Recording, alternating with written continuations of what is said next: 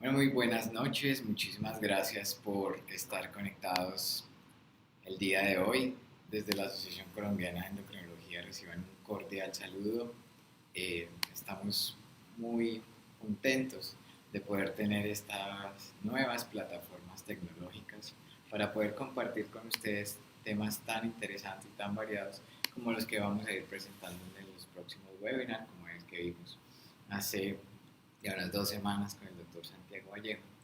Y hoy vamos a hablar de un tema que puede impactar de manera importante la vida diaria de nuestros pacientes y a nosotros en nuestra práctica clínica como tal.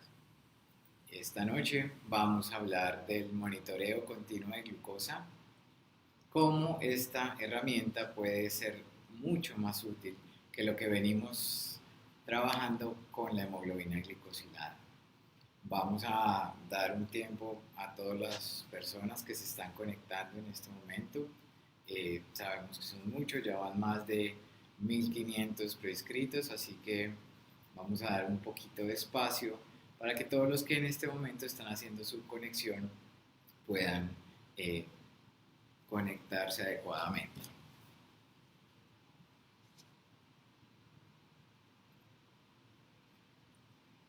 Bueno, la idea de esta noche es dar una visión global, una visión de lo que hemos recorrido en el camino del monitoreo de glucosa.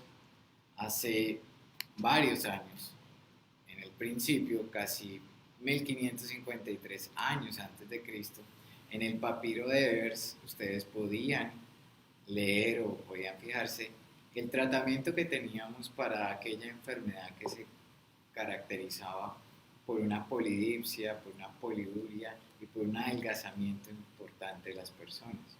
Hemos avanzado mucho en el tratamiento, ya no lo hacemos a base de grasa de ternera, de cerveza, de hojas de menta, incluso teníamos que sacrificar hipopótamos y darle la sangre a los sacerdotes para que se curara la diabetes.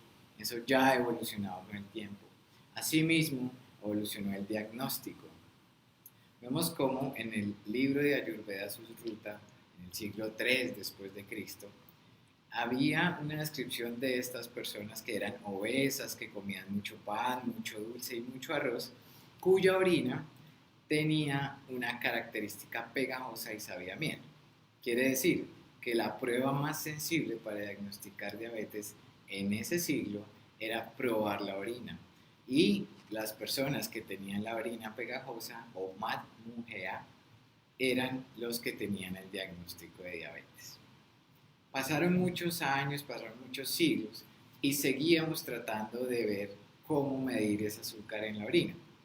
A principios del siglo XX, la primera reacción que se describe es de parte de un bioquímico que es el doctor Benedict, quien en 1925 descubrió que adicionando monosacáridos con el grupo hidroxilanómero libre podía reducir el ion cúprico a ion cuproso. Y se calentaba esta solución de, que tenía ion cúprico, ponía las gotas de orina y se calentaba, y si se ponía anaranjado, pues ya tenías un azúcar reductor en la orina. Si ustedes ven acá, pueden ver cómo la glucosa, la fructosa y la maltosa, al someterse a la prueba de Benedict, toma esa coloración anaranjada o rojiza, mientras que la sacarosa, al ser un disacárido, no tiene un azúcar, no es un azúcar reductor, no tiene su grupo hidroxilanómero libre, entonces no va a dar positivo en la prueba de Benedict. Y después de esta prueba de Benedict, arrancamos con el diagnóstico de la glucosuria, o las personas con diabetes se diagnosticaban más fácilmente por este método. Sin embargo, era un método copioso, había que calentar, no tenía una adecuada sensibilidad, y es luego que en 1943 Alfred Free y Ellen Murray se conocen en los laboratorios ELI, donde se hacía el Alka-Seltzer, el famoso Alka-Seltzer. Años antes, en 1938, el doctor Ames había descrito varias técnicas para tratar de descubrir cómo las tabletas efervescentes, algunos compuestos que él ponía en las tabletas efervescentes, podían reaccionar con la orina y dar también una prueba que nos permitiera medir la glucosa. La doctora Ellen Murray y Alfred Free se conocen en este laboratorio, se enamoran, se casan, por eso ahora se llama Alfred y Ellen Free, y son los primeros que descubren cómo adicionarle la orina a una tableta efervescente con algunos reactivos daba positivo en las pruebas de azúcares reductores. Este fue el primer Clean Stick. Y posteriormente ellos también desarrollaron el Dextro Sticks, que son las tiras que conocíamos en esa época que se pintaban con la orina de los pacientes y que podíamos medir según una escala de colores que no tenía una sensibilidad adecuada.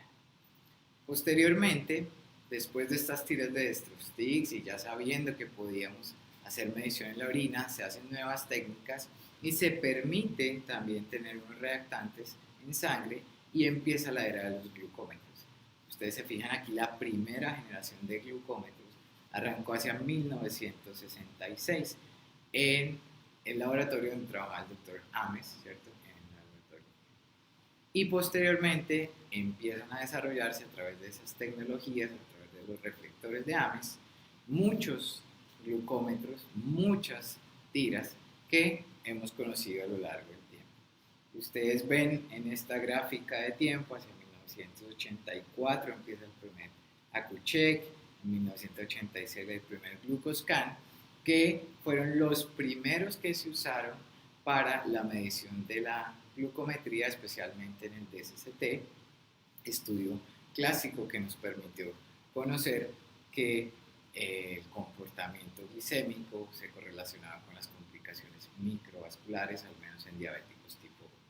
Y posteriormente siguen los avances, cada vez mejora la tecnología y es como a principios del siglo XXI los glucómetros de cuarta generación que ven en la parte inferior de la pantalla ya son los monitoreos subcutáneos continuos de glucosa, pero en este caso no glucosa capilar, sino glucosa intersticial. Cuando a uno le llega a su consulta un paciente con glucometrías, bien sea reportadas en cuaderno, bien sea reportadas en los cuadernillos que nos regalan los laboratorios o que están en las IPS, etcétera, pues nos vemos sometidos o nos vemos retados frente a la veracidad de estos datos. Ustedes ven que hay una realidad abrumadora de los datos de glucosa, casi el 30% de esos datos de las glucometrías que nos reportan los pacientes son inexactos. Y pueden ser inexactos por varias razones, porque los pacientes ponen solo las glucometrías que están buenas, o ponen solo las que están muy altas, o ponen solo las que están muy bajas, o el día que van a ir a consulta no se acuerdan que no han llenado el cuadernillo y empiezan a llenar los datos. Entonces esto hace que realmente sea muy difícil tomar una decisión en cuanto a esos datos de glucosa que nos traen los pacientes reportados. Si a mí me llega un paciente con estas glucometrías, probablemente voy a tener algún problema. ¿Cómo le voy a modificar su esquema de insulina, si es basal, bolo, o si está haciendo hipoglucemias con esta calidad de datos? Entonces realmente eso nos ha estado pasando en la práctica clínica, a veces tomamos decisiones o no tomamos decisiones, realmente a veces hacemos inercia terapéutica, pero es porque no tenemos un buen sustento de datos ni una fiabilidad de los datos como tal.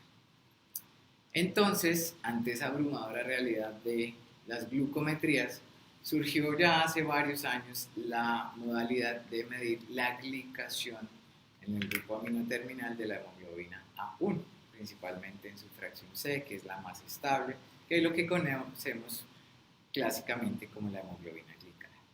La hemoglobina glicada también nos dio un paradigma, nos dio una forma de pensar distinta, porque ciertos niveles de hemoglobina glicosilada o glicada se asociaban a complicaciones microvasculares y a complicaciones macrovasculares.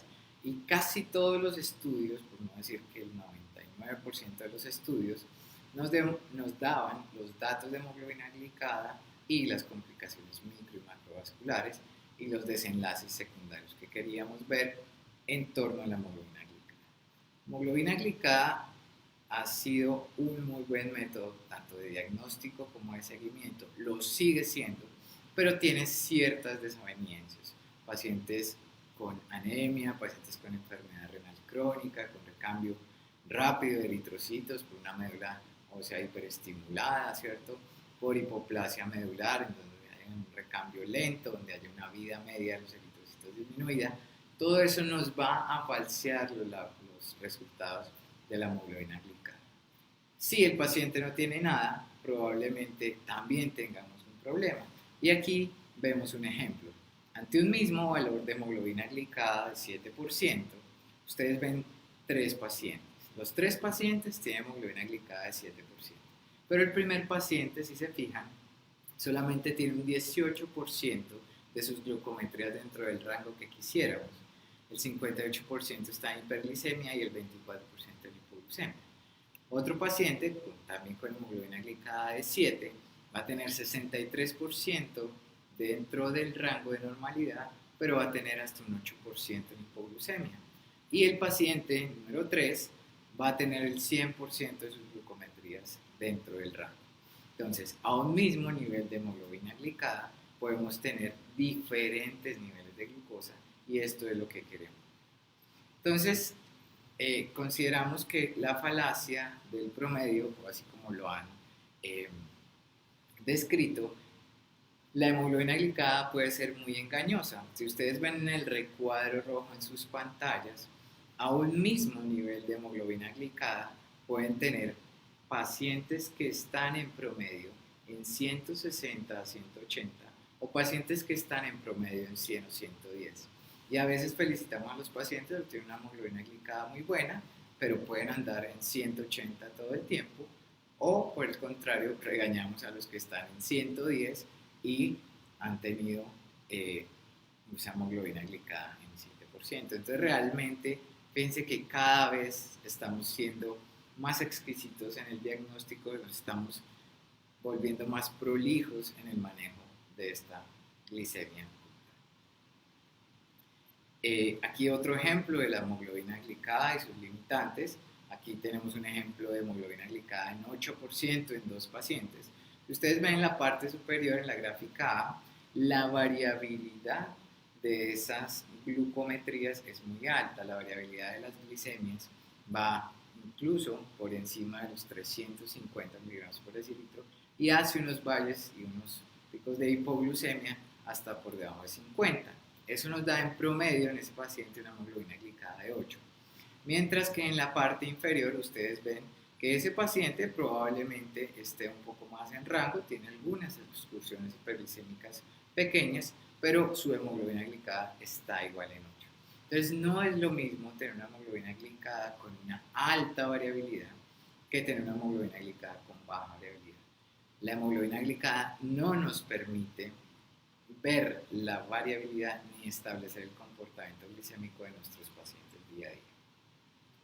Entonces, hemos tenido que evolucionar, así como evolucionamos en la técnica de la medición de la glucosa a partir de la orina, después la capilar, evolucionamos a la intersticial y posteriormente tenemos los métodos de monitoreo continuo de glucosa y los otros que ya se han vuelto portátiles. Entonces vamos a tener realmente aquí una nueva opción. Tenemos forma de medirlos en los profesionales de la salud, por ejemplo, en nuestro país, el que más disponible está es el que ven en la parte izquierda, que es el iPro2. Entonces es un monitoreo continuo de glucosa que va a ser retrospectivo. Ahí ustedes ven este dispositivo, el sensor pequeño que se implanta en la piel del paciente, la aguja queda a nivel de intersticio, en el tejido celular subcutáneo, y él va midiendo cada 5 minutos la glucemia intersticial y durante 6 o 7 días hace esta captación. El paciente va ingresando los datos de lo que comió o si hizo ejercicio o no, y al final retiramos el dispositivo y hacemos un estudio retrospectivo de esos 6 o 7 días. O sea, no es un estudio de tiempo real, sino que nos da la información de los últimos 7 días, pero con eso podemos determinar si ese paciente pues tenía o no la mayoría de sus glucemias en rango. Eso está reservado para profesionales de la salud, pero tenemos los otros dos métodos, que es el sistema de monitoreo flash y el monitoreo continuo de glucosa, que va unido o va relacionado con los infusores continuos de insulina, o que también pueden ir solos, como en el caso del Dexcom o como el Guardian de Medtronic. Estos, por el contrario, hacemos un monitoreo flash que es intermitente. Él va a rastrear las concentraciones de glucosa en el líquido intersticial para mostrar mediciones continuas de glucosa retrospectivamente en el momento en que yo verifico, en el momento en que acerco el lector o el celular. O en tiempo real, los pacientes tienen el dispositivo, tienen el sensor y él va mandando la información al infusor continuo de glucosa para poder determinar la tendencia y las mediciones y las modificaciones que vayamos a hacer. Entonces, estos nuevos glucómetros, estos nuevos sistemas de medición nos permiten tener otra forma de ver la glucosa, nos permiten tener un perfil ambulatorio de glucosa. Entonces, ¿qué es ese perfil ambulatorio de glucosa?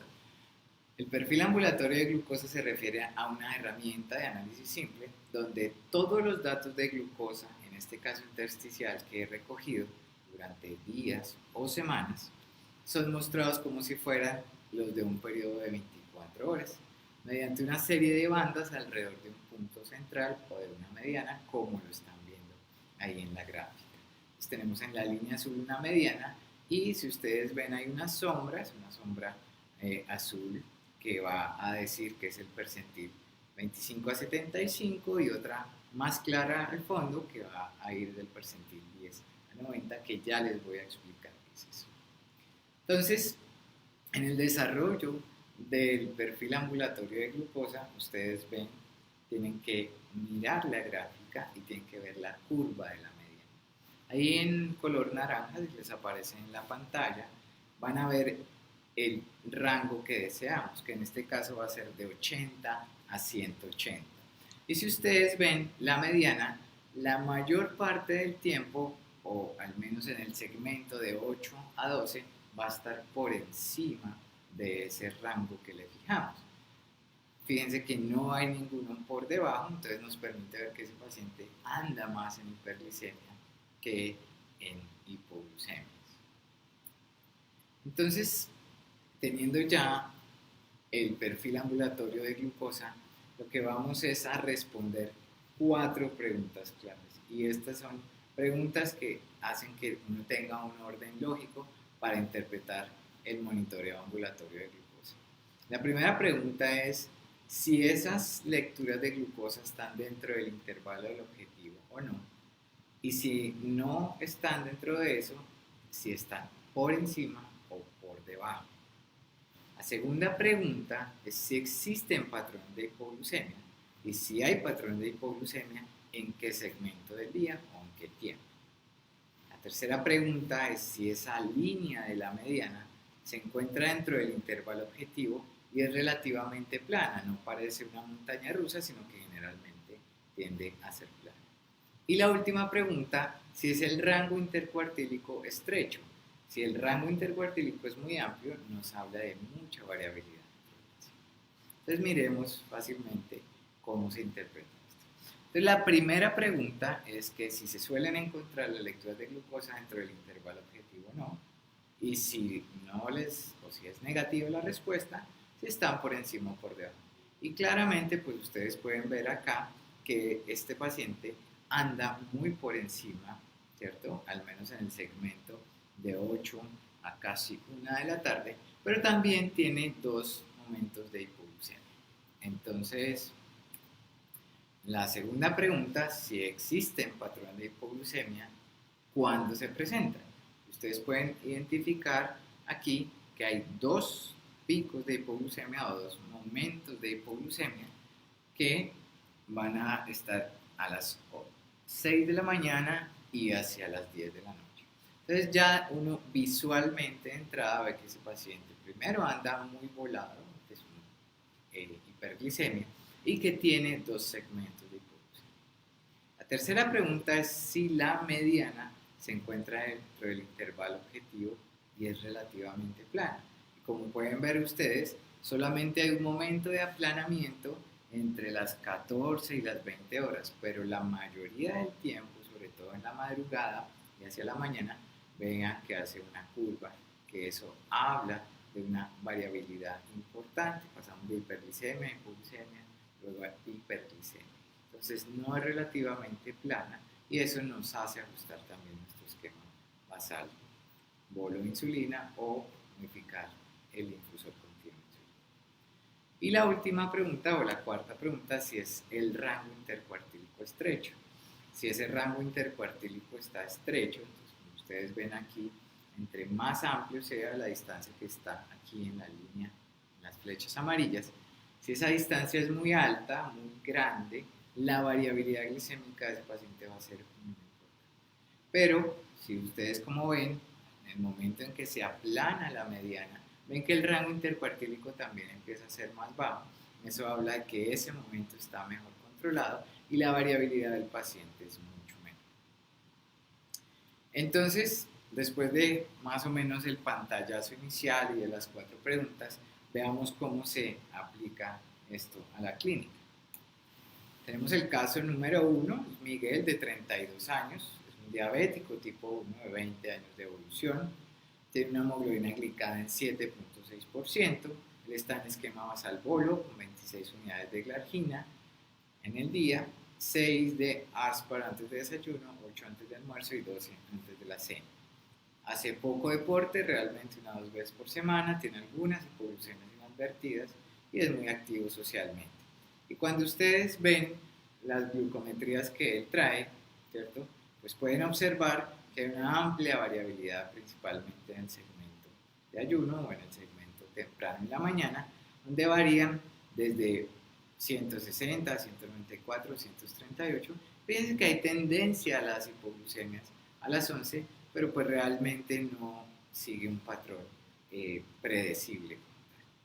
Entonces, se le hace un monitoreo continuo de glucosa, se le hace un perfil ambulatorio de su glucosa y ahí sí podemos ya visualmente ver mucho mejor. Si ustedes ven la mediana, entonces ya va a estar un poquito más dentro de lo que. Y vamos a empezar a responder las 4 preguntas. Entonces, la primera pregunta es si se suelen encontrar las lecturas de la glucosa dentro del intervalo objetivo o no. Entonces, fíjense que la mayoría sí se pueden encontrar dentro del rango objetivo, pero tiene algunas zonas de hiperglicemia. Entonces, hay unas zonas por encima y otras zonas por debajo, así como lo muestra el recuadro rojo. Unas por encima, otras por debajo. La segunda pregunta es si existen patrones de hipoglucemia y en caso afirmativo, ¿cuándo? Entonces vamos a ver que hay 2 segmentos de hipoglucemia, uno entre 10 y 12 del día y otro hacia las 14 a 16 horas del día. Ahí podemos identificar de pronto si se está yendo la mano en insulina prandial antes de almuerzo o si está comiendo menos a la hora del almuerzo.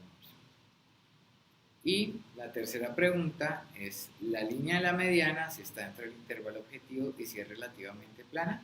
Probablemente sí, fíjense ahí, vamos a tener una estrecha variabilidad, ¿cierto? Una mediana que va a tender a aplanarse después de las 10 de la mañana, pero que antes, probablemente en el desayuno, tuvo un pico hiperglicémico y por eso baja.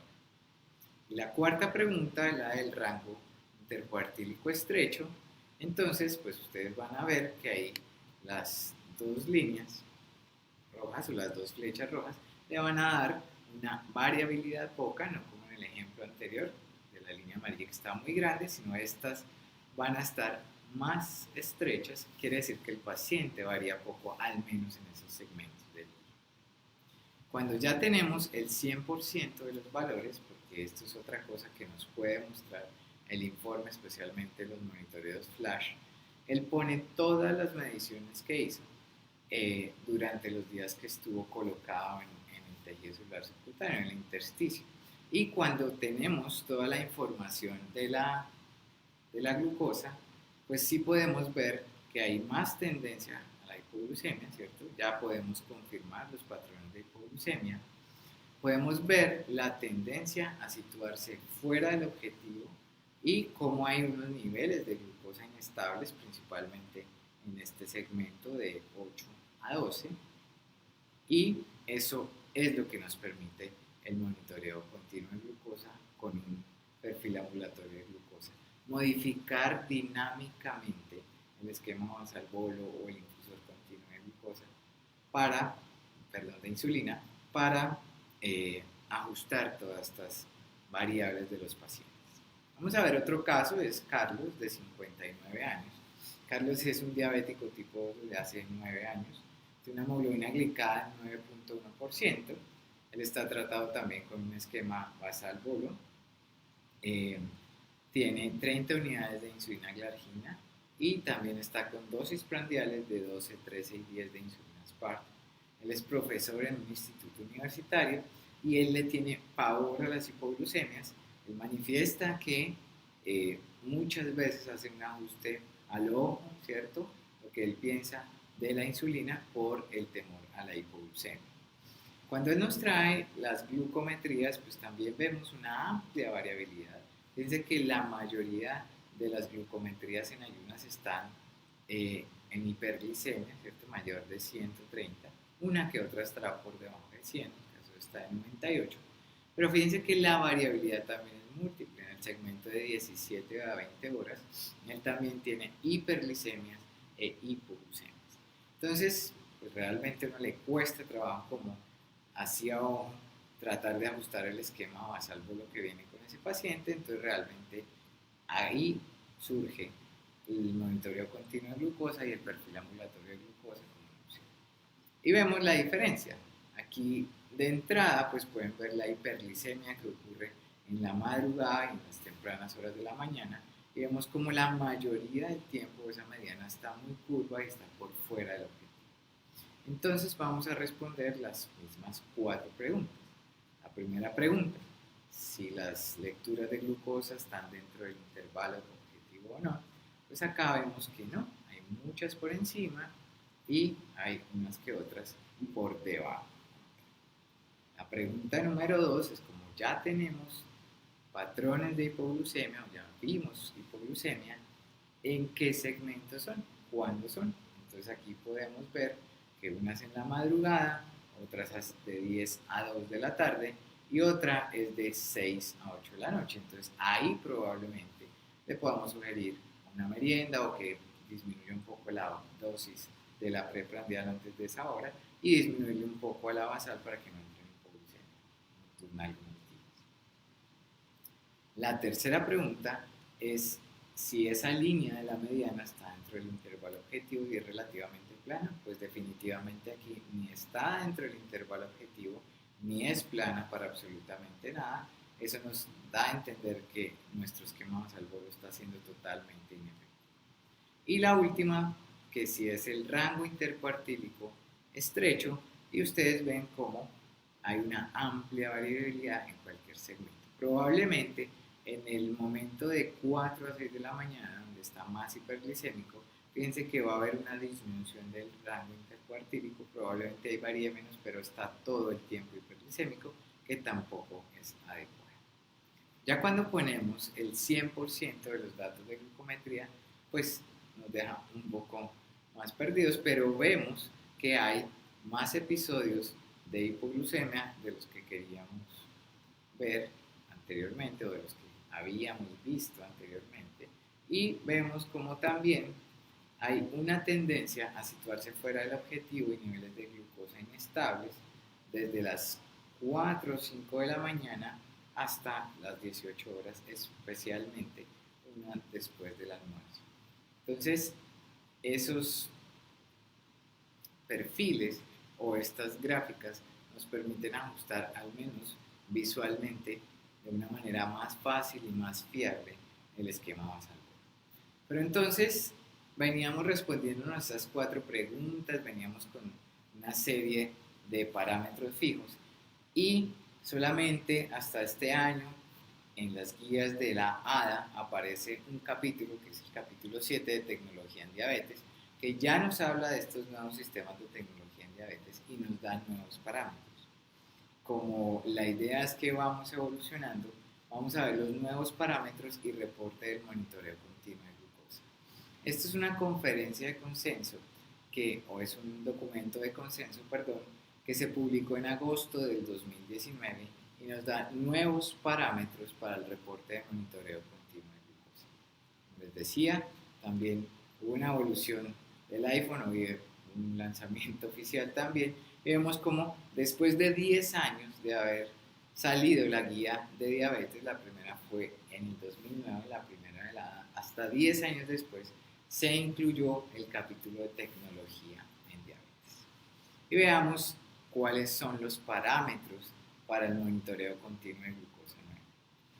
Entonces vamos a tener aquí 10 parámetros, ustedes van a ver aquí en la tabla resumido el número de días de monitoreo continuo de glucosa que se recomienda por 14 días, tal cual, así está descrito.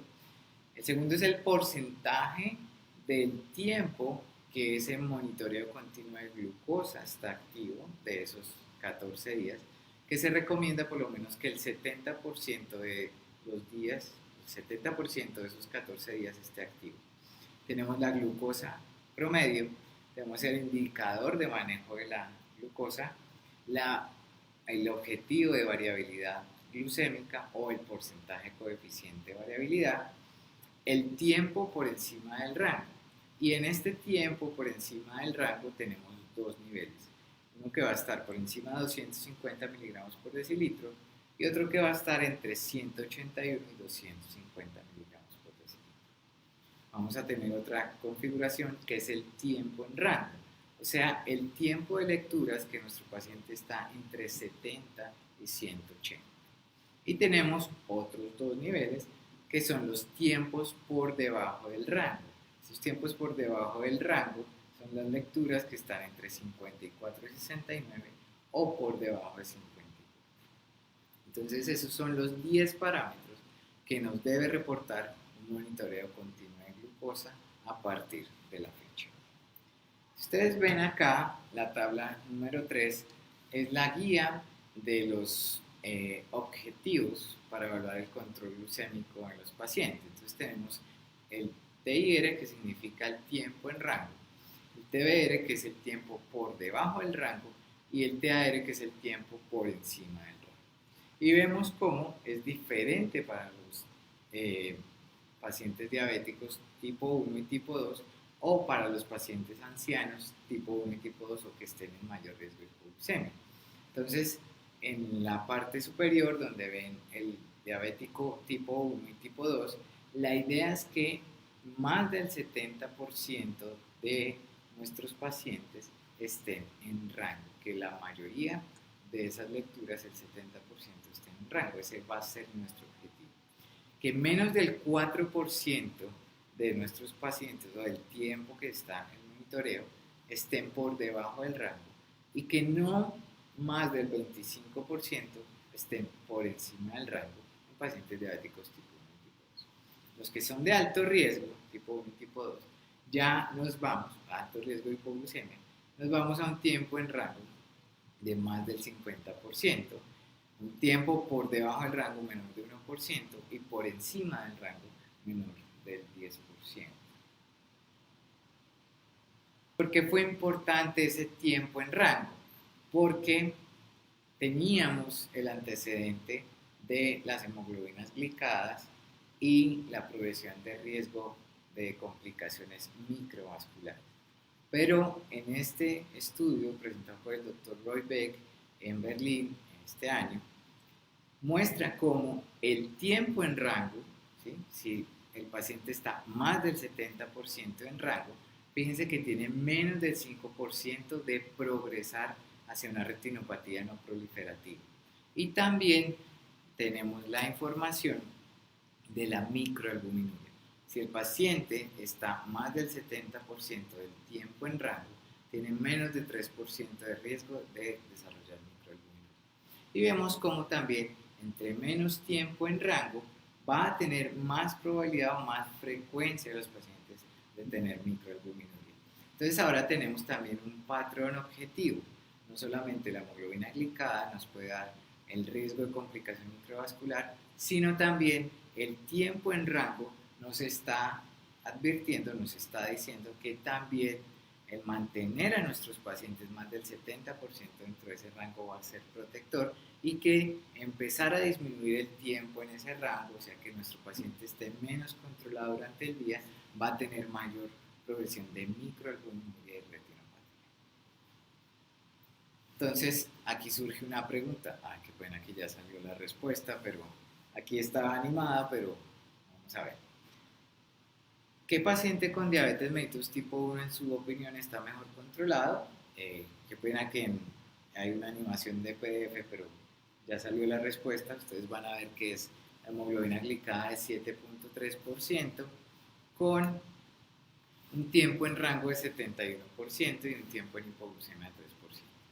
Probablemente si nosotros vemos solo la hemoglobina glicada, podamos decir que el mejor paciente controlado era el C, era una hemoglobina glicada de 6.4%.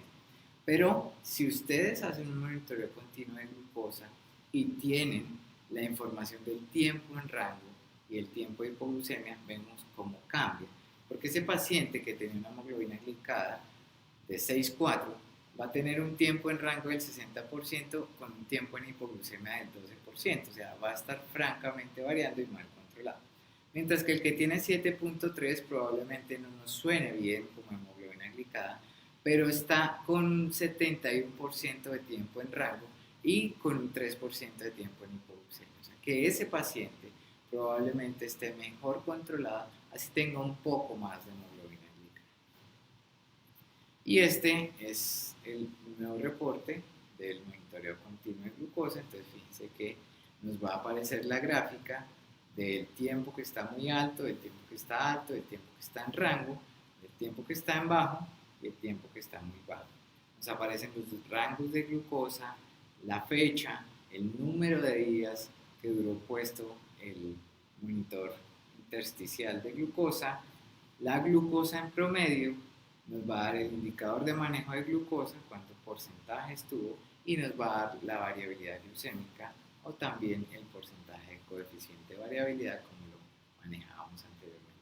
Fíjense que ya tenemos muchas más información, muchas más herramientas para poder cambiar la terapéutica de nuestro paciente o decirle también el posible grado de complicaciones con estos nuevos monitoreos. ¿Y cómo lo estamos logrando? Al menos en nuestro país tenemos el monitoreo continuo de glucosa intersticial retrospectivo, que es el iPro2, y tenemos el freestyle libre.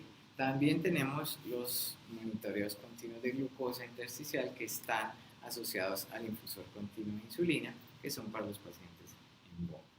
Entonces vamos a hablar un poquito del sistema monitoreo flash de glucosa. Entonces esta es una nueva categoría, realmente lleva 5 años en el mercado, pero los países de estado, fue en Estados Unidos el lanzamiento, y vamos a ver cómo funciona esto. Recuerden, si tienen preguntas, irlas escribiendo en el chat, estamos abiertos, podemos aquí revisarlas frecuentemente. Si tienen alguna pregunta de lo que hemos hablado del patrón ambulatorio de glucosa, pues los podemos ir resolviendo. En esta nueva categoría Flash, en el manejo, entonces vamos a tener, como pueden ver en la gráfica, un sensor que va a tener una aguja que ya la vamos a ver más adelante en el tejido celular subcutáneo, en el intersticio. Vamos a tener un lector. Originalmente venía el lector para poder leer ese sensor, pero ahora vamos a poder tener la posibilidad también, o ya tenemos la posibilidad de leerlo con nuestros teléfonos inteligentes. En el caso del iPhone se lee con la pantalla puesta hacia el sensor, en el caso de Android en el anverso también va a tener la lectura. Y ese sensor va a transmitir la información al lector o a su smartwatch o a su smartphone y le va a dar la información que va a visualizar el paciente inmediatamente. Por eso se llama monitoreo flash. Apenas ponemos nuestro dispositivo, vamos a tener el dato de la glucosa como tal. Entonces, Este es el sensor del Freestyle Libre. Aquí vemos el aplicador, es un tamaño muy pequeño, es 35 milímetros de diámetro por 5 milímetros de grosor. Se usa hasta por 14 días. La aprobación para nuestro país es de 14 días. Hay algunos países del mundo que lo aprueban solamente por 10 días, pero en Colombia está para 14 días.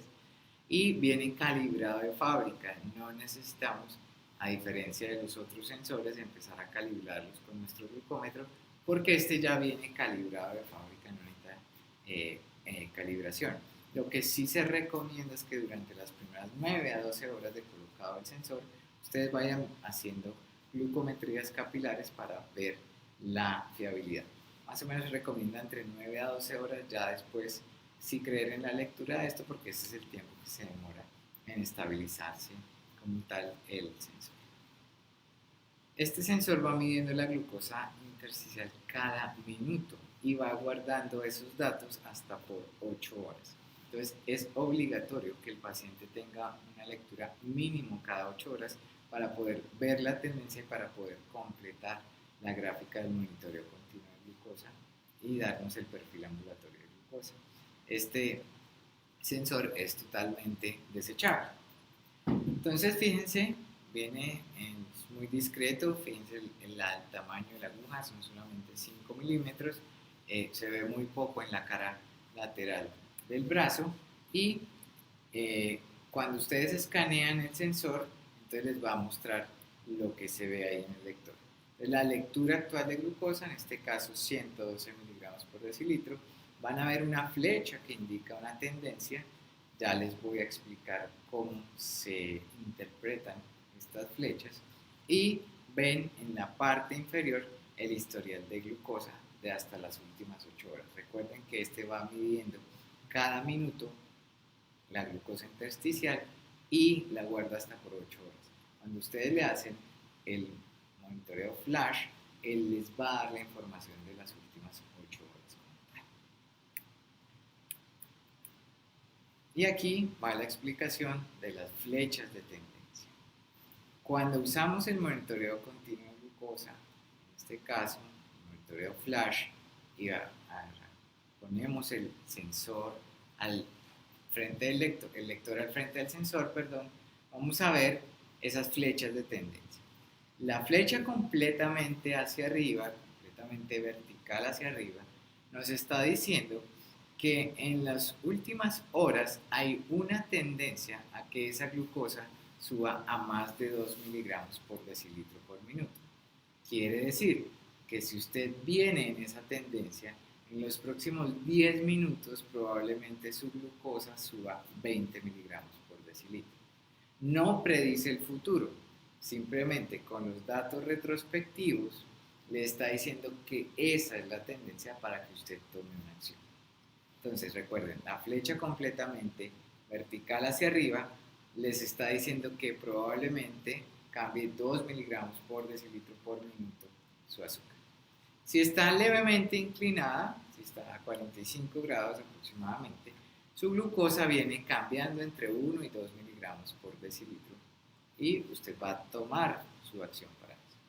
Si está horizontal, viene cambiando poco, menos de 1 miligramo por decilitro por minuto, y si está a 45 grados hacia abajo, está diciendo que esa glucosa en los últimos minutos viene variando entre 1 y 2 miligramos por decilitro. Si la flecha está totalmente vertical hacia abajo, pilas, porque usted en los próximos 10 minutos va a tener 20 miligramos por decilitro menos de glucosa según viene esa tendencia. Entonces, tanto la flecha hacia arriba, totalmente vertical, como la flecha hacia abajo, totalmente vertical, hace que el paciente tenga que tomar una acción, bien sea corregirse con insulina o consumir alguna fuente de carbohidratos. Y esta es lo que aparece, esta gráfica es lo que aparece en el lector o en el smartphone que ustedes hagan la lectura del sensor. Entonces van a ver a la izquierda los patrones diarios, pueden tener día a día o los últimos 14 días, ¿sí?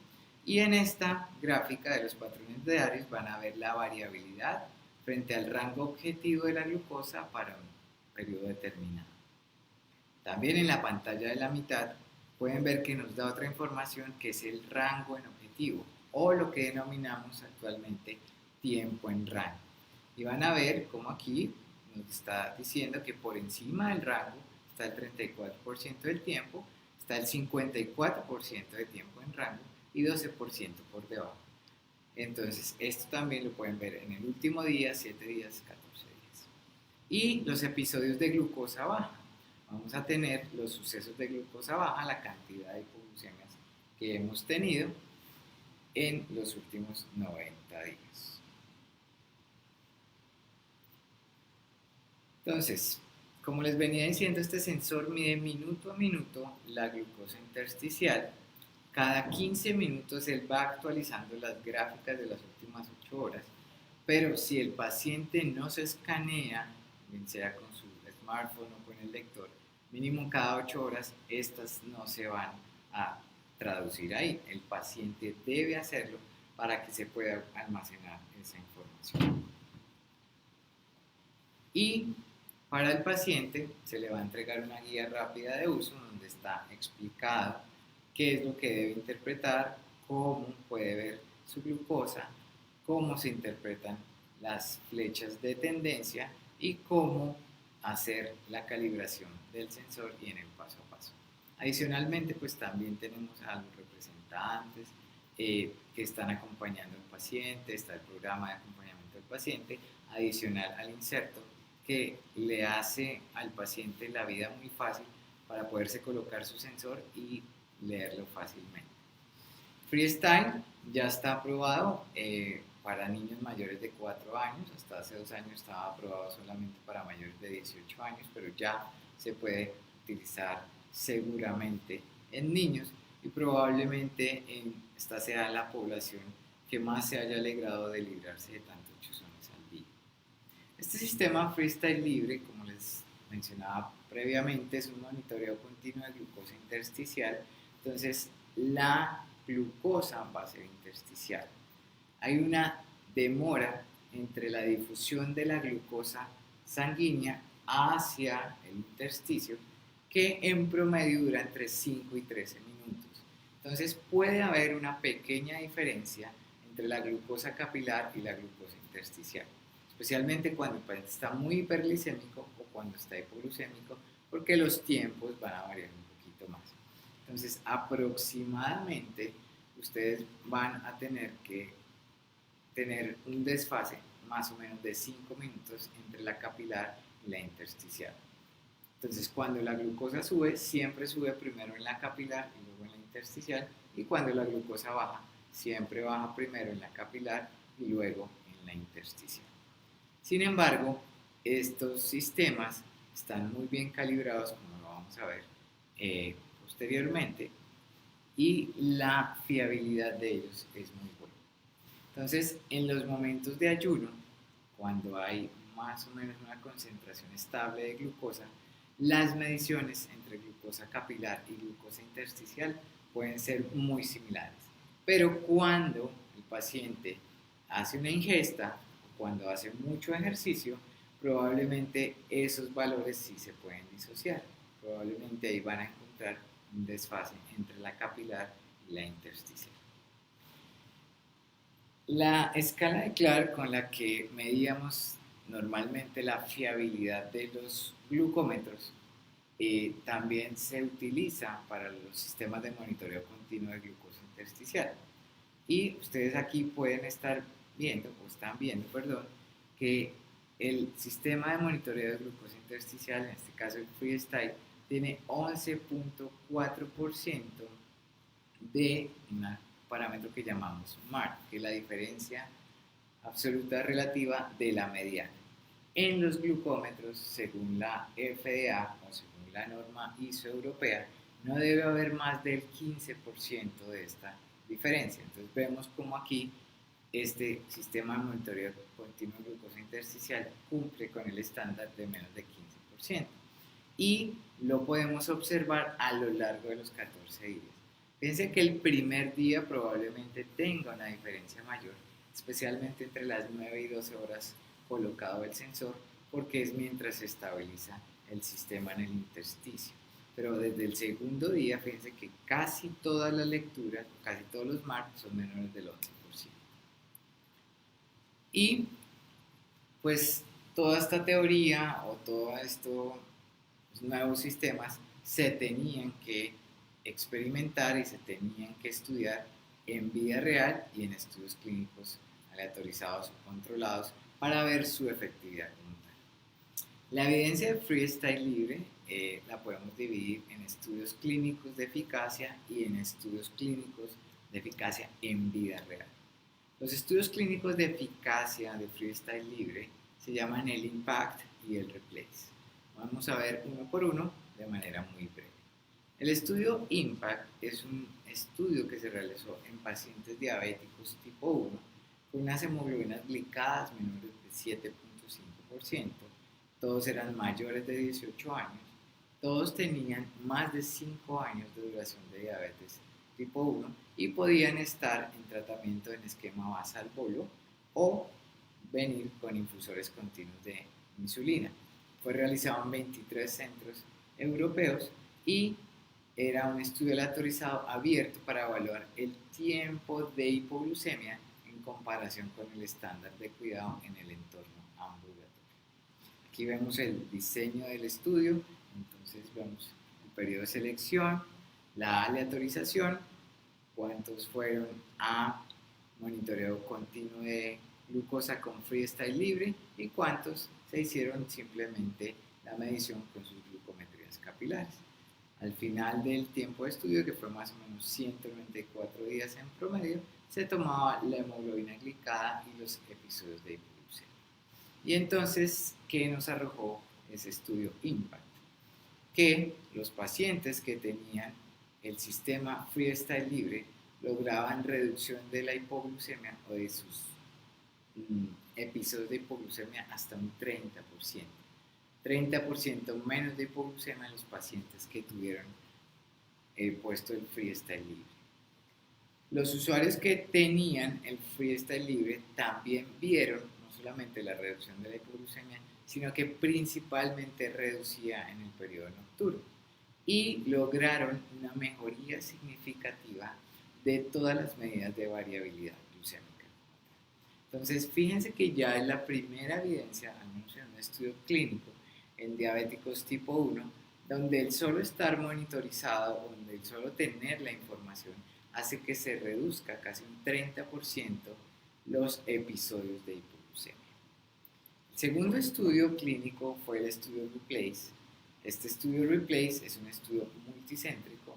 En este caso eran pacientes diabéticos tipo 2 que ya venían en esquema basal bolo o algunos tenían infusor continuo de insulina. Aquí la hemoglobina glicada sí estaba un poco más alta, 7.5 a 12%, y todos deberían tener más de 10 glucometrías a la semana para poder ingresar y para poder mantenerse en el estudio. Se excluyeron pacientes que tuvieran hipoglucemia severa, que es una de las grandes peros que se le ha visto al estudio, y el desenlace primario era ver cuánto cambiaba la hemoglobina glicada. En desenlaces secundarios había población, cuánto cambió la hemoglobina glicada en mayores de 65%, mayores de 65 años, y el número de eventos de hipoglucemia e hiperglicemia en las poblaciones. También se quería evaluar cuánto tiempo estaban en metas los pacientes y el número de glucometrías y el número de escaneados que se realizaban los pacientes. Aquí está abajo el diseño del estudio, 75 pacientes que se aleatorizaron al grupo de automonitoreo con glucometría y 149 pacientes que estuvieron en el grupo de freestyle libre. ¿Y qué se concluyó a lo largo del REPLACE? No hubo diferencia significativa en hemoglobina glicosilada, o sea, no se logró el objetivo primario de que haya un descenso en la hemoglobina glicada, pero en los desenlaces secundarios, especialmente en el grupo de menores de 65 años, sí se logró ver una reducción del 0,5% de hemoglobina glicada, pero principalmente hubo nuevamente disminución significativa en los tiempos de hipoglucemia. Entonces, tanto en pacientes diabéticos tipo 1 como en pacientes diabéticos tipo 2, hubo una reducción de los eventos de hipoglucemia. Aquí ya empezaron a llegar las preguntas. El doctor Guillermo Solano nos pregunta si son más confiables las glucometrías que la hemoglobina glicada en los casos de hiperglucemia. Realmente la fiabilidad de la hemoglobina glicada, como vimos al principio de la presentación, pues tiene muchas variables, ¿cierto? Si tu paciente tiene enfermedad renal crónica, si tiene un recambio rápido de la médula ósea, si está anémico, etcétera, probablemente no tenga una fiabilidad. Probablemente yo sí confío más en las hiperglicemias cuando las mido a nivel capilar que con una hemoglobina glicada, porque una hemoglobina glicada, acuérdate que es un promedio como tal. Entonces, si yo estoy buscando solo hiperglicemia, resulta que todas las glucometrías me están dando altas, pero yo tengo una hemoglobina glicada baja, puede ser o que ese paciente no registre las hipoglucemias o que algo está pasando en ese paciente que no está permitiendo que la hemoglobina se clique adecuadamente. Diana Marcela Rengifo nos pregunta que este dato resulta de promedios obtenidos para cada hora o de dónde resulta. Bueno, el sensor va midiendo cada minuto la glucometría intersticial y va promediando la de las últimas 8 horas. Eso nos va dando una tendencia. Como viste en las gráficas del perfil ambulatorio de glucosa, toda esa cantidad de puntos que se ponían en las gráficas son todas las mediciones que hizo el sensor. Entonces, los datos resultan de todas las mediciones que hace el sensor. Diana Marcela Rengifo también pregunta cómo resulta la consolidación de los datos. Ok, es la misma respuesta. Entonces, si hay más preguntas, voy a estar atento a responderlas. Si no, continuamos aquí en este lapso de la presentación, que es el estudio Replace. Entonces, acordémonos, estudio Replace, pacientes diabéticos tipo 2, monitoreo continuo de glucosa intersticial, no hubo diferencia significativa en hemoglobina glicada, pero sí hubo disminución significativa en los tiempos de hipoglucemia. Y ahora pasamos a los estudios de vida real. Los estudios de vida real son dos principalmente, que está dirigido por el doctor Timothy Dunn. Y fíjense el título del estudio, dice patrones de monitoreo de glucosa flash en el mundo real y las asociaciones entre las medidas glicémicas y la frecuencia de automonitoreo. Análisis europeos de más de 60 millones de pruebas. Entonces, a uno le cuesta trabajo, ¿cierto? Ver datos tan grandes, pero en este caso cogieron más de 60 millones de mediciones. Todo esto es posible gracias a las nuevas tecnologías. Cada sensor que va dando la información le transmite al smartphone, ¿cierto?, un dato, y eso queda inmediatamente registrado en una nube. Entonces, cada vez que un paciente se está realizando una medición, en la nube quedan almacenados los datos de esa medición y podemos hacer esa gran cantidad de minería de datos y hacer ese metaanálisis de datos de esa cantidad, 60 millones. Entonces aquí pueden ver la primera gráfica de este estudio, que es la distribución acumulativa de las frecuencias de mediciones de glucosa, y fíjense cómo hay a lo largo del día, en la parte derecha, cuando más se monitorizan los pacientes es después del almuerzo, después de las 12 hasta más o menos las 19 horas del día. Es que hay casi 3 millones de mediciones en esa hora. Es más frecuente que los pacientes se monitoricen a lo largo del día. Fíjense que baja mucho en la madrugada, por obvias razones los pacientes van a estar durmiendo, pero de todas maneras no hay una despreciabilidad en estos datos porque son casi 500.000 mediciones que se obtuvieron en la madrugada. Y de todas esas mediciones, lo que se pudo estimar es que entre más se hicieran mediciones los pacientes, pues más iba a reducir la hemoglobina glicada. Pues ven en la gráfica A, la hemoglobina glicada estimada, entre más scan por día se hacían los pacientes, más tendencia que ese paciente redujera la hemoglobina glicada. Entre más scans se hiciera el paciente por día, tenían más probabilidad de estar en normoglucemia o no estar en hiperglicemia. Fíjense la gráfica B, entonces parten de más de 180 miligramos por decilitro y al final, si se escaneaban mucho, llegaban a niveles en rango de glicemia. En el gráfica C vemos como a más mediciones durante el día, la probabilidad de estar en rango aumenta. La probabilidad de estar entre 70 y 180 miligramos por decilitro va aumentando a medida que se hagan más mediciones de glucosa intersticial. La gráfica D pueden ver cómo los pacientes pueden tener menos hipoglucemia a medida que se escanean más y menos hipoglucemia severa como en el caso de la gráfica E y la F. Entonces fíjense que son sistemas que le van alertando al paciente a tomar acciones. Entre más se monitoricen, ellos pueden tomar más decisiones para evitar tanto hipo e hiperglucemia. Dice la doctora Mónica Basada, muy buenas noches. En el caso de mi país solo se cuenta con glucosa en ayunas, test de tolerancia oral a la glucosa y hemoglobina glicada, glucosa postprandial. ¿Cómo se podría evaluar la glucosa y qué método preferiría? Pues aquí, mi querida doctora, probablemente una cosa es el diagnóstico y otra cosa es el seguimiento de los pacientes. Si hablas para diagnóstico, probablemente la hemoglobina glicada sea un buen método diagnóstico y la glucosa pre y postcarga también sea un muy buen método diagnóstico para la diabetes. Pero si tú ya tienes un paciente diabético confirmado, probablemente el mejor seguimiento siga siendo hemoglobina glicada y las glucometrías capilares en el caso de que esté con un esquema con insulina. El doctor Andrés Camilo Pérez pregunta: ¿en qué momento puedo intervenir al paciente para un monitoreo continuo de glucosa? Bueno, es una pregunta muy interesante, hay que tener también en cuenta los costos. Probablemente cuando tú tengas una disociación de las glucometrías que te trae tu paciente con la hemoglobina glicada, puede ser un buen momento para solicitarle un monitoreo continuo de glucosa cuando el paciente tenga mucha tendencia a la hipoglucemia o que te diga que no siente las hipoglucemias y que probablemente pueda estar mucho tiempo del día en hipoglucemia para objetivizar esas hipoglucemias inadvertidas o las madrugadas.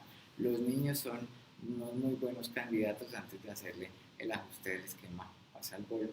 Pero realmente se recomienda en los pacientes que tengan disociación entre la hemoglobina glicada y las glucometrías o donde tengas muchas dudas en que ese paciente está haciendo hipoglucemia. Bueno, y el último estudio de vida real fue diseñado por el Dr. Kreger y fue presentado el 8 de junio del 2019 en San Francisco en el Congreso de la Asociación Americana de Diabetes.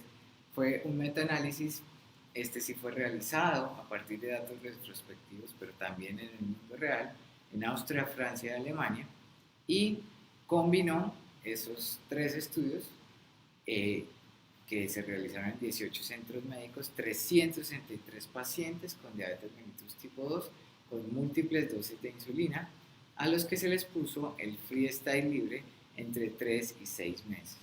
La edad promedio de estos pacientes diabéticos tipo 2 era de 63 años.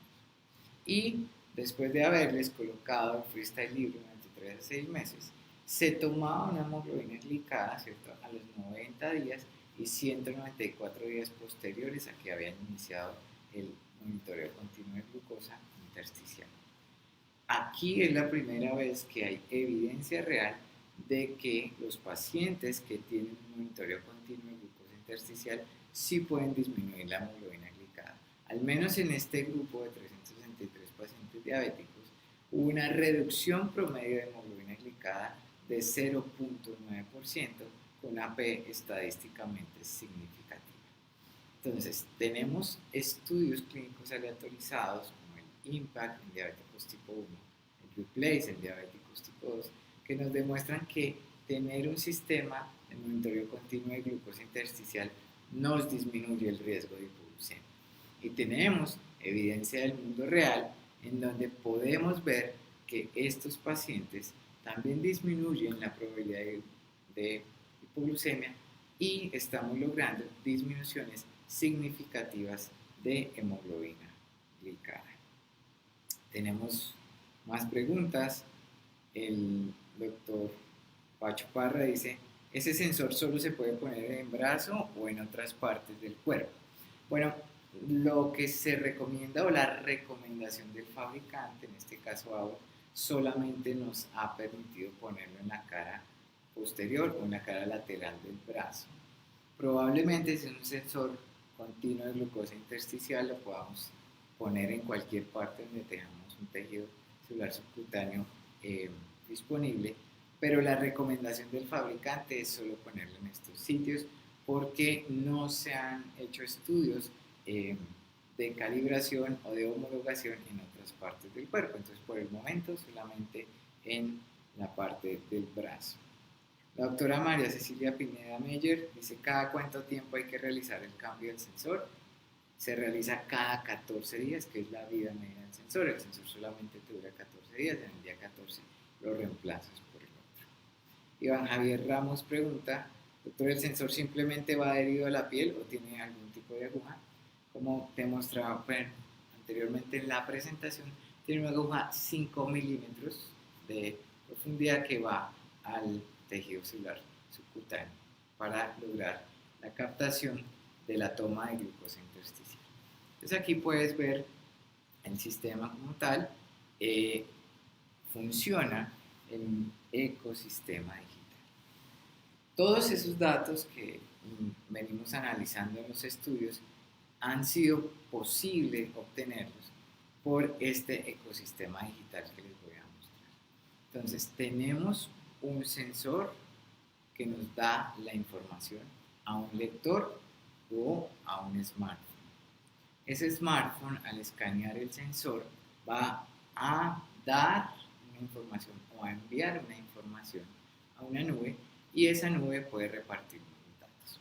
Entonces aquí ustedes ven el sistema Freestyle Libre, tiene una aplicación que se llama el LibreView, en donde nos va a informar al profesional de la salud y al paciente, ¿cierto? Toda la información sobre los niveles de glucosa. Esos pacientes pueden compartir la información al profesional de la salud, o en el caso de los niños a los padres, ¿sí? Por un sistema que se llama LibreLink. Y ese lo va a subir al LibreLink App cuando yo lo linkeo mediante un correo electrónico o le doy el permiso a mi papá o al profesional de la salud para que pueda ingresar a mis datos. Entonces el sistema LibreLink App es para seguimiento remoto. Les voy a mostrar aquí si se alcanza a ver. Aquí está una aplicación que se llama LibreLink App que la tienen disponible en Android y en iPhone. No sé si se va bien. Aquí, por ejemplo, en este momento tengo dos pacientes seguidos. Uno puede ver la tendencia aquí, 82 miligramos por decilitro de hace una hora, pero yo tengo todo el registro del día a día. Cada vez que mi paciente se hace el paso del smartphone por su sensor, él me va transmitiendo los datos y yo puedo ir mirando esa información de los datos de la glucometría. Esto es esencial o es muy útil para los pacientes diabéticos tipo 1 niños, en donde los papás quieren ir vigilando a su hijo que no haga hipoglucemia. Entonces, así van funcionando en vivo los datos de todos nuestros pacientes. Eso es lo que permite el LibreLink App. El LibreView es el sistema de información donde podemos ver los datos del paciente. Entonces vamos a ver qué es el LibreView. El LibreView es una plataforma de gestión de datos que utiliza el sistema Freestyle Libre o otros medidores de glucosa, en este caso capilar, que también son de Abbott, ¿cierto? Yo puedo subir los datos rápidamente a un computador, a un PC. Fíjense que ahí en la foto de la diapositiva hay un cable amarillito. ese es el cable que le ponemos al lector y descargamos los datos, o el celular lo descarga mucho más rápido por cualquier medio inalámbrico. Aquí en el sistema LibreView vamos a poder tener varios informes y varios pantallazos.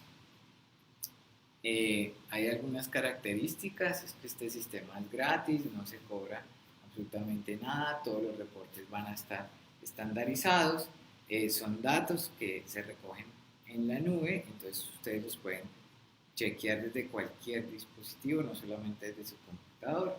Se configura rápido y fácilmente y los reportes son fáciles de leer. Entonces, ¿cómo le van a sacar partido ustedes a los informes del LibreView? Entonces, vamos a ver 4 puntos fundamentales acá. Uno es comparar la evolución en pantalla. 2 es tener una información instantánea en el reporte. 3, la visualización de los patrones de glucosa, los patrones diarios. Y 4, podemos ver el registro semanal y el registro diario. Entonces vamos a ver cómo se compara la evolución en pantalla. Entonces fíjense que este es un paciente que en el primer registro tenía 156 miligramos de glucosa en promedio, y tenemos toda la información de la primera pantalla. Vemos el perfil ambulatorio de glucosa, su mediana casi plana, muy pocos datos por encima del rango objetivo. Pero al otro día, él en la misma pantalla, en el mismo reporte, ya puede compararse, ¿cierto? Eso también lo puede ver el profesional de la salud y permitirle hacer cambios como tal. La segunda, o el segundo reporte, es la instantánea de LibreView, y en esta instantánea uno puede tener algo más de información. Tiene el tiempo en rango, que como vimos es un parámetro fundamental, porque queremos que el 70% o más del tiempo del monitoreo nuestro paciente esté en rango, que esté entre 70 y 180, lo que vimos que se correlaciona con una hemoglobina glicada del 7%. También vemos la glucosa premedio, nos da una hemoglobina glicada estimada, esta es una estimada de los últimos 14 días, nos da el número de eventos hipoglucémicos, la captura de datos del sensor y los datos sobre insulina y carbohidratos, obviamente si el paciente lo ha ingresado en su smartphone.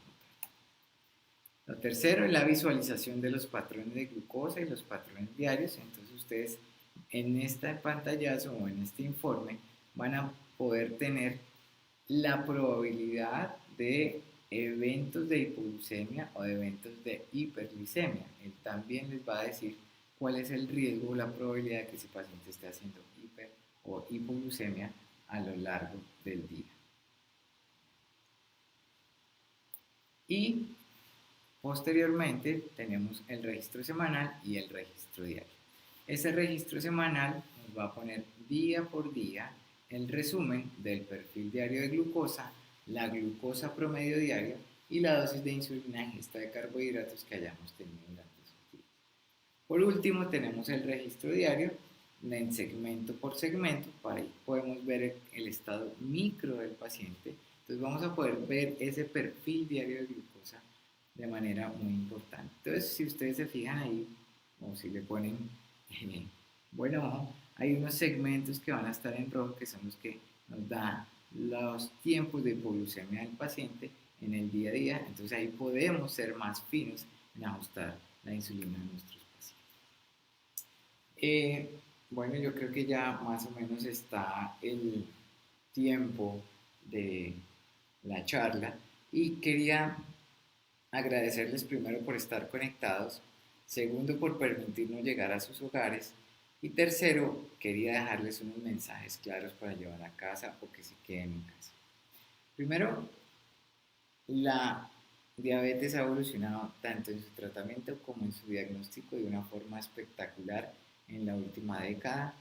Lo que estamos viendo con los nuevos sistemas de monitoreo continuo de glucosa intersticial nos está permitiendo hacer ajustes rápidos a nuestros pacientes, nos está permitiendo evitar la inercia terapéutica y tomar nuevas conductas o tomar nuevos puntos de vista frente a las complicaciones microvasculares, especialmente esto del tiempo en rango. Vamos a ver que en los próximos años este va a ser un patrón fundamental en nuestros pacientes diabéticos tipo 1 y diabéticos tipo 2 que estén en esquema basal o basal.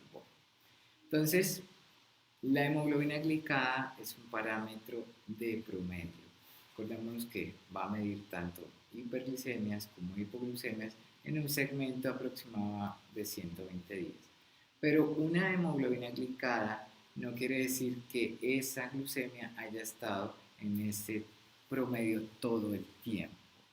La hemoglobina glicada nos da un promedio, pero el paciente puede estar variando mucho como tal. Entonces, el día a día del paciente no nos lo va a aportar el dato de la hemoglobina glicada.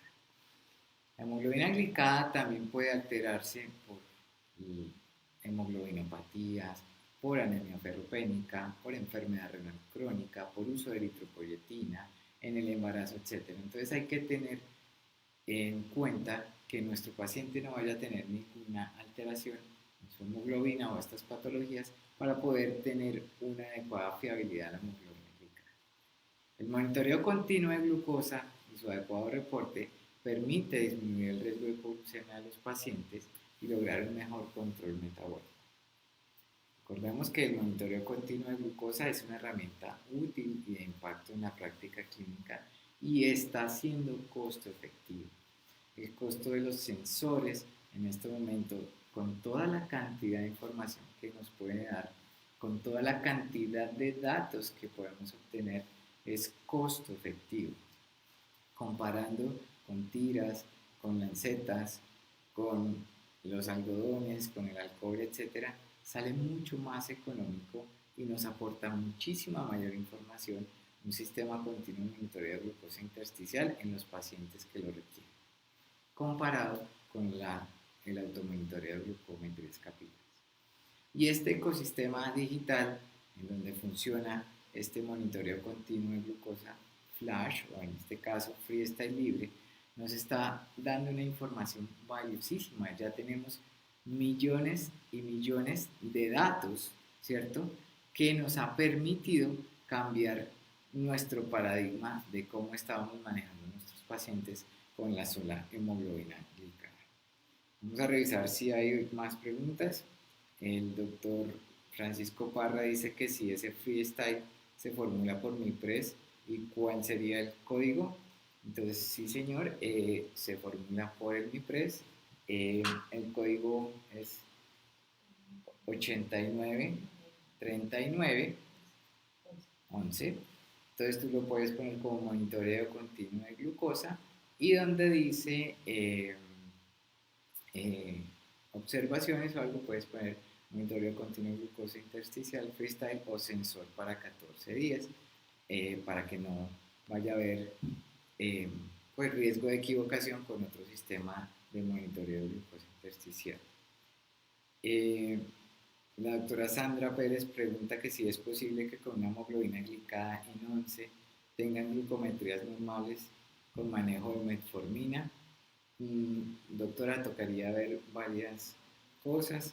Normalmente la hemoglobina glicada en 11 con glucometrías normales, ahí es la indicación de hacer un monitoreo continuo de glucosa. O tiene el glucómetro mal, o quedó mal tomada la hemoglobina glicada, o tiene algo que nos está alterando. Pero normalmente no debe haber una disociación tan franca entre las glucometrías y la hemoglobina glicada. O a no ser que en el último mes ese paciente haya tenido una descompensación aguda de su diabetes, que haya tenido episodios de hiperglicemia muy severos, que le hayan elevado la hemoglobina glicada y el paciente haya reportado células normales. Entonces, cuando tú tengas esa disociación, es el momento ideal para hacer un monitoreo continuo de glucosa intersticial porque te da toda esa información. El doctor Francisco Trejos pregunta qué actividades le debemos recomendar al paciente que evite mientras está en el periodo de monitorización continua. Bueno, esa es una de las principales ventajas de estos sensores. El sensor se puede mojar en la ducha como tal, el paciente puede correr o algo. Obviamente deportes de impacto donde puedas tener un golpe directo sobre el sensor, caso de fútbol o basquetbol, pues probablemente te limite a algo, pero generalmente se recomienda dejarlo un poquito más corrido hacia la cara lateral interna, pero no hay ningún problema, no limita nada. Se puede meter a piscina, sí, generalmente hasta 1 metro de profundidad, no más de 30 minutos seguidos, que es la recomendación de Abbott, no más de 1 metro de profundidad, ni más de 30 minutos seguidos dentro del agua, pero pueden nadar como un corriente, pueden hacer tenis, etcétera, porque el tamaño de 5 milímetros de la aguja no te va a limitar ningún movimiento del miembro superior. Eh, el doctor Francisco Parra también pregunta cuántos miligramos por decilitro puede ser aproximadamente el desfase entre glucosa capilar y la intersticial. Bueno, para que se aprueben estos sistemas de monitoreo continuo de glucosa intersticial, está la norma de la FDA y la norma ISO, y no puede ser más del 15% de desfase, no puede haber más de un 15% de diferencia entre lo que te reporta la glucosa intersticial con respecto a la glucosa venosa o a la glucosa capilar. Entonces, estos sistemas de monitoreo están calibrados para eso y tienen menos del 15% de desfase. Si encuentras más del 15%, entonces ya toca empezar a reevaluar, o si está mal calibrado de fábrica, porque algunas veces puede ocurrir que el sensor da alta, alta, alta, alta, alta, alta, y cuando te hace una glucosa capilar estás normal o baja, ¿cierto? Entonces probablemente puede ser un error de calibración del sensor de fábrica que muy pocas veces ocurre, pero en ese caso puedes llamar a la línea de atención y te cambian el sensor si hay alguna duda como tal en eso. La doctora Elizabeth Pineda pregunta que si tiene interferencia con cardiodispositivos. No que conozca, lo que sí es que si hay procedimientos donde haya corriente alterna, sí se debe retirar. También si el paciente va a ir a resonancia nuclear magnética, obviamente debe ser retirado también. Pero no hay ninguna otra interferencia con ningún cardiodispositivo. La doctora Camila Gómez nos pregunta, en un paciente sin alteraciones renales, anemia, etcétera, ¿qué otras variables pueden alterar los valores de la hemoglobina glicada? Entonces, como vimos, la eritropoyetina, las enfermedades que te hagan un alto recambio medular o las hipoplasias medulares, la anemia plástica, el embarazo también son otras formas que se alteran la hemoglobina glicada. Eh, Otras preguntas que están llegando acá. Después de los 14 días de uso del sensor, ¿qué pasaría si el paciente olvida colocarse uno nuevo? No pasa nada, el sensor deja de transmitir la información. Obviamente se recomienda retirar porque al haber un cuerpo extraño, pues también puede haber una formación de inflamación alrededor de donde está la aguja, entonces es preferiblemente retirar, pero después de los 14 días el sensor deja de transmitir información. Entonces, si no te colocas uno nuevo, pues no va a haber más información como tal de los datos. Daimer Muriel dice qué tan asequible es el equipo para monitorear ambulatorio a población subsidiada. Bueno, pues realmente eh, en el régimen subsidiado pues tendrías que hablar con el asegurador. Normalmente pues te lo tienen que eh, entregar o por MIPRES, pero para régimen contributivo. En el asegurador del régimen subsidiado pues tendrás que verlo, pero si es un paciente de alto riesgo, hay muchos estudios que hablan del costo-beneficio de tener pacientes con el monitor continuo de glucosa versus las complicaciones que puede tener el paciente, especialmente hipoglucemias severas o descompensaciones agudas de su diabetes. Bueno, esas eran como las preguntas. No sé si tengas más preguntas. ¿Sí? Vamos a darnos unos minuticos. Aquí están llegando más. Hay un programa para enseñar al paciente a desechar el sensor. No, normalmente el sensor se desecha común y corriente. Pues depende si estás haciendo reciclaje o no, en tejido orgánico o no. La aguja no necesita guardarse en un guardián o algo porque es muy pequeña, pero la pueden tener el filamento, simplemente se va a desechar común y corriente en la basura. Aquí, ¿cuál es el precio aproximado? Pregunta el doctor Sharon Abadía. En promedio está como entre 190.000 pesos, 199.000 pesos, depende, ¿no? En la página está en 194.000 pesos para los 14 días. Igual, tú puedes hacer un monitoreo flash de glucosa cada minuto si quieres tener el dato, pero normalmente puedes monitorizar a tu paciente muy bien. Entonces, si lo monitorizas con 10 o 15 o 20 mediciones al día, probablemente en esos 10 días tengas 200 o más mediciones, cosa que con el precio actual de las tiras y eso ya se paga solito el sensor. Eh, el sensor puede generar proceso de inflamación o reacción alérgica en, el paciente, en algún paciente, pregunta el doctor Locarno Laurín.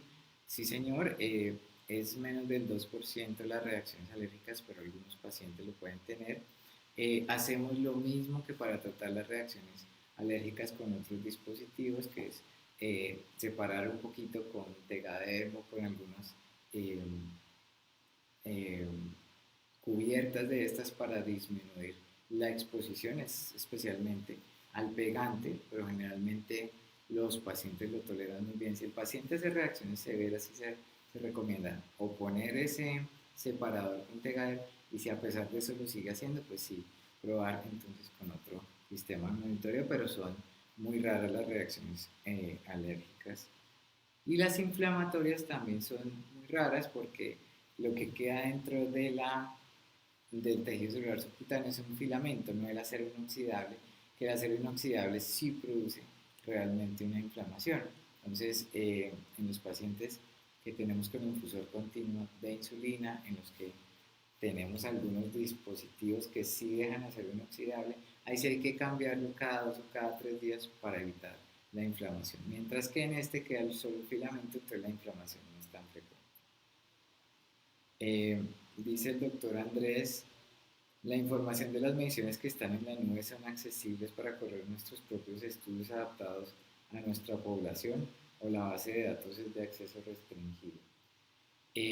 No tengo claridad en cómo se accede, pero probablemente tú puedas pasar la solicitud a Abbott para hacer un estudio clínico y obviamente pues son datos que están en la nube que te van a poder compartir, pues obviamente previo solicitud directa. Probablemente no conozco que haya un estudio en este momento, pero probablemente podríamos solicitar los datos y son datos de los pacientes, o sea, probablemente son los pacientes que dan el derecho para que sus datos sean compartidos o no. Probablemente tengamos que tener un comité de ética para saber eh, qué datos vamos a reportar y cuáles serían, pero en este momento no tengo la claridad, podría ser hablar con los representantes de AO para saber si podemos tener la solicitud de acceso a esos datos. Eh, si la doctora Jessica Paola Arias pregunta si el paciente va a cirugía donde se usa el electrocauterio debe retirarse, sí, debe retirarse en los pacientes que pueden tener alguna quemadura, sí es indicación de retirar, al menos parcialmente durante la cirugía. Entonces se recomienda que si el paciente se lo va a colocar, pues sea o después de la cirugía o que ya se esté para vencer para no perder todo el sensor. Digamos, si sé que me van a operar en 5 días, pues no me lo coloco, difiero un poquito para no perder el sensor. No sé si tengan más preguntas. Creo que pues eso era todo. Quería agradecerles nuevamente por su permanencia, por permitirnos llegar a sus hogares y por darles este breve repaso de lo que es un monitoreo continuo de glucosa intersticial. Espero que hayamos tenido eh, claridad en las 4 preguntas de lo que queremos respondernos con el monitoreo continuo de glucosa intersticial. ¿Por qué es mucho más útil que una hemoglobina glicada? Porque nos da mucha mayor información. Quería mostrarles los nuevos parámetros de monitoreo continuo de glucosa y pues resolver algunas dudas y creo que todo eso lo hicimos. Que descansen, muy buenas noches y nuevamente gracias por dejarnos llegar a sus